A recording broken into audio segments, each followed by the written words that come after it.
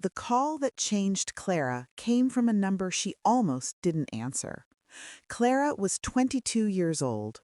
3 years had passed since she finished high school, 3 long years of waiting, hoping, and quietly breaking. She had done well in school, she had worked hard, but effort alone could not lift poverty from her shoulders. Her support ended the moment she left high school. Clara came from a family so poor that survival itself felt like a full-time job.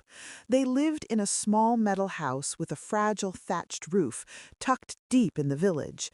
In the yard stood one sin cow and 2 chickens that wandered freely, scratching the dust as if searching for answers of their own. Her father was a roadside carpenter. Some days he found work. Most days he didn't. He earned so little that he couldn't even afford the cheap village brew his friends shared after work, so he often just sat and watched life pass by. Her mother did everything. She farmed small plots of land for others, washed clothes, cooked at village functions for those who could pay, and carried stones at construction sites when work was available. Her hands were always tired, her back always bent. Still, she never complained. Clara had a little brother, Daniel, 6 years old, full of laughter and deeply loved. His birth had shocked everyone. Her mother had believed she would never conceive again. Daniel arrived like a small miracle in a house already stretched thin. Every day, Clara bathed him, fed him, and held him close. Loving him came easily. Letting go of her dreams did not. Because Clara dreamed of university. She dreamed of lecture halls, books, freedom, and a future that did not smell of dust and smoke. She dreamed of it so often that it felt almost real, until reality reminded her otherwise. One afternoon, after bathing Daniel and settling him down, Clara sat alone in the kitchen. The fire crackled softly beside her. Smoke curled toward the roof. Her phone buzzed. An unknown number. She hesitated, then answered. "Clara?" a woman's voice asked. It was Stella, a girl she had gone to high school with. Stella said she had heard Clara was still struggling to go to school. She said she believed she could help. She explained that Clara only needed money for enrollment, that bursaries and student loans would cover the rest. She said university was not as impossible as people made it sound. "You can do this," Stella said. Clara listened in silence, her heart pounding so loudly she could barely hear the fire anymore. When the call ended, the kitchen felt suddenly too quiet. Hope had entered the room, and hope was dangerous. She wondered how she could ever bring this up to her parents. How could she ask for anything when she knew how much they were already carrying?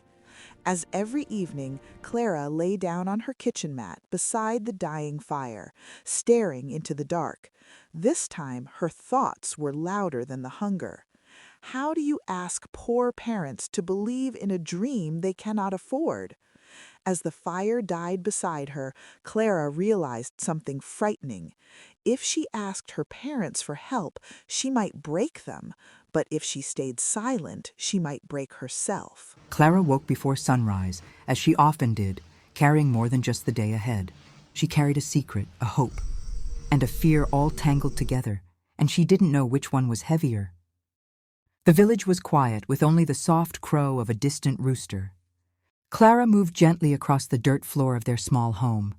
Careful not to wake her parents, she dug out the 200 shillings. She had been saving for emergencies, her most precious treasure, and went to the neighbor to buy maize and beans before dawn. By the time she returned, the sky was tinged with soft pink, and she set to work. The maize and beans boiled slowly, filling the tiny kitchen with the earthy smell of food that was almost a luxury.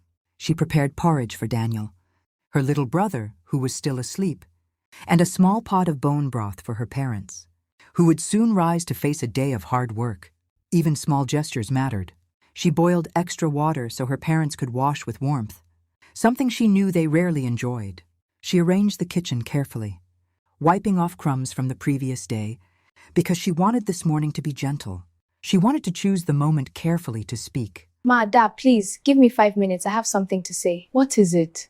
Are you alright? Do you remember Stella? She called me yesterday evening. She said that she can help me get into university. She said that getting to study in university is not as hard as people make it appear. She said that if I could enroll myself, she could show me how to apply for student loans and bursary, and I would be able to sustain myself. Which Stella is this, Clara? I do not remember any of your friends known as Stella. Mom, you did not know her. Mom, Dad, I did my calculations and I think 80,000 80,000? Clara, we rarely eat in this home. Please, my dear, let her finish. Baba Clara, do you hear that? Being born in poverty does not mean it is your destiny. Please, Mom, Dad, promise to think it through, please. Let us go to work. We will see you in the evening. Do not forget to boil the bananas for your brother before he wakes up. Clara remained seated. She stared at the steaming porridge and the dirty dishes, trying to keep her excitement quiet. But her mind raced too fast. Walking Daniel to school, she barely noticed the path. She almost stepped into a puddle. Clara, watch out. Are you okay? I'm sorry, Dad. After dropping him off, she sat outside their iron sheet home, the sun climbing higher in the sky. She watched smoke drift lazily from nearby chimneys, listening to the distant clatter of the village waking up. Then her phone rang. It was Stella. Hey, Stella. So, did you think about it? Of course I thought about it, but my parents looked shocked when I brought it up. Well, then you are going to love this. I found someone to lend you the money. What? Yeah, and he said he is willing to wait until your student loans are approved for you to pay him. I accept. Calm down. If not, the guy said, call me then and let me know when you are coming. The sooner the better. When her parents returned, Clara could barely contain herself. She ran to greet her mother and told her everything in bursts of excitement. Her father arrived just as she finished. So Dad, Mom, it is all taken care of. Why now? Stella has not been in your life for 3 years and now she can sort out everything. Clara barely heard her. Her heart was already racing ahead. Maybe it's time she opens her life. Poverty should not be her destiny. That night, Clara went to bed with a racing heart, certain her dream was finally within reach. But she didn't know the full story behind the money. She didn't know the price that someone else was already planning to demand. And she had no idea that saying yes had already placed her on a path she could not step away from. Some blessings arrive quietly, others arrive with money, and leave no room for questions. The morning after the argument, Clara woke up before the sun. Her parents had already left for work, the door creaking shut behind them like it always did. The house returned to its familiar silence, the kind that carried both hunger and hope.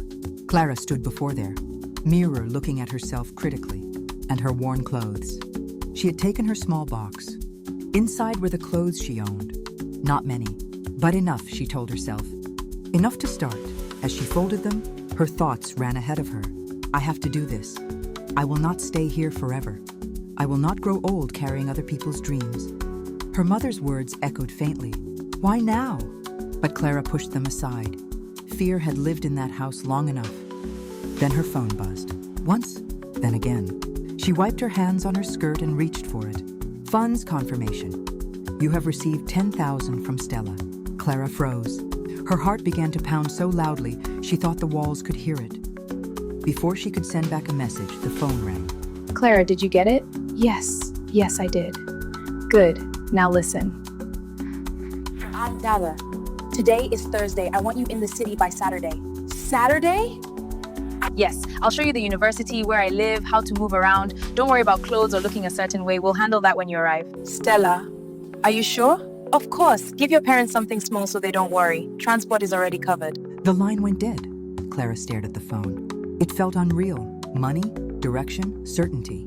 Everything poverty had denied her was suddenly standing at her door, and this time, she was determined, and nothing was going to deter her. That afternoon, Clara ran to the market. Not the usual slow walk, eyes down, counting coins in her palm. This time she ran with purpose. She bought tomatoes, green peas, potatoes, large fish. The vendor looked at her twice.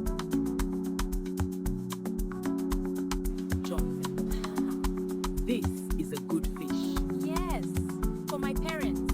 She left the market laden with baskets. Back home, she cooked carefully, slowly. She stirred the pot like the moment mattered. Because it did. The smell filled the house, rich, warm, almost unfamiliar. When her parents arrived that evening, tired and dusty, her mother stopped at the doorway. Her face changed. Clara, where did this food come from? Sit down first. No, I want to know now. Stella sent it. That girl again? Yes. And you just accepted. Mom, Dad, I want to leave for the city on Saturday. What? Mom, use this for the house and Daniel. No, I can't take that.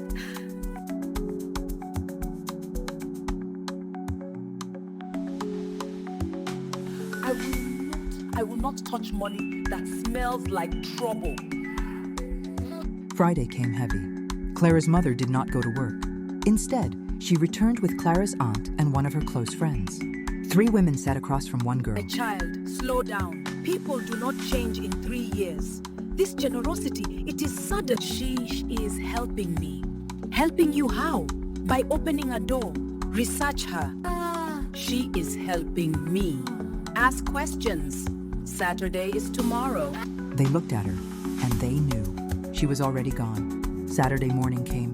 By 10 a.m., Clara and her mom, who had come reluctantly, were at the bus station. She said goodbye to her mother. She did not look back as she boarded. The road stretched ahead, long, dusty, promising. Hours later, she was in the city. Noise, movement, speed. At the bus station, she scanned the crowd. Then she saw her. Stella, perfectly dressed, smooth skin. Hair pulled back effortlessly. Jewelry catching the light, confidence. Behind her, a sleek Tesla waited. Clara stared. Was this Stella? How? You are late. I am sorry, Stella, but I am here now. They drove away. Clara looked at the city amazed, through the window, watching the city rise around her. She thought she had finally arrived. She didn't notice the way Stella's eyes hardened as they drive off. She believed university was finally here, and she was done with poverty.